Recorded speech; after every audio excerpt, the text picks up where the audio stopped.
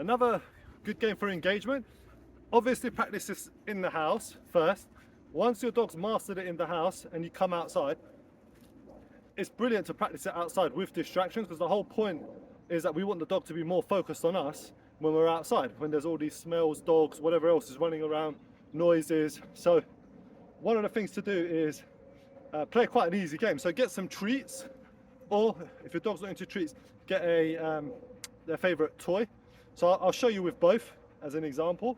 What you want to do is get the dog to sit in front of you. So directly in front of you, not to the side, not an angle, directly in front of you. So I'll demonstrate. It's kind of here. See, she's sat at the side, which I don't like. So it's lure the dog. Good. And now what you want to do, the dog's looking at you. You put your arms out with treats in both hands. Yes. Mark and reward.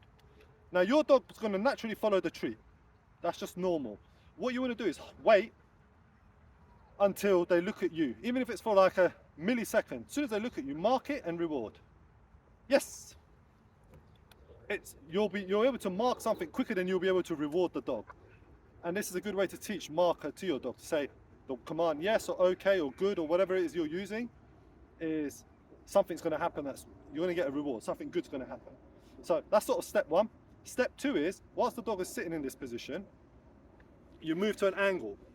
The dog has to stay in that position, but looking at you. Same thing. Yes. Mark and reward. Step three would be, you move to, dog again is sitting in the same position, good, and you move to the side, and you do the same thing. And the dog has to be looking at you. Good.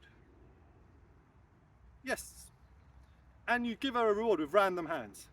The final step is you want to be right to the left of your dog. And the dog has to be looking at you. Good. Good focus. Good girl. Good. Good focus. Yes. Mark and reward. The second, third and fourth movement there is more advanced. So don't rush into those sort of things. First, just practice the dog being outside, sitting in front of you and holding a treat in your hands first. As soon as the dog looks at you, reward. Then the second phase is make it a little bit more difficult by moving your hands around. The dog looks at you, you reward. Once you're comfortable with that and you know your dog's comfortable with that, then you move into the different, what we call the clockwork game. You move into different angles. This is the foundation. If you do this, everything else will become easier in terms of how the dog positions themselves. And you know, if you want to go super advanced and you want to get into competition level type stuff, which a lot of people don't, this is how they start the foundational training, the engagement and the head positioning, where you're walking and the dog's looking at you, which I don't recommend for the average owner. I think that's a bit overkill, but the principle's the same. It doesn't mean that we don't practice the same principles.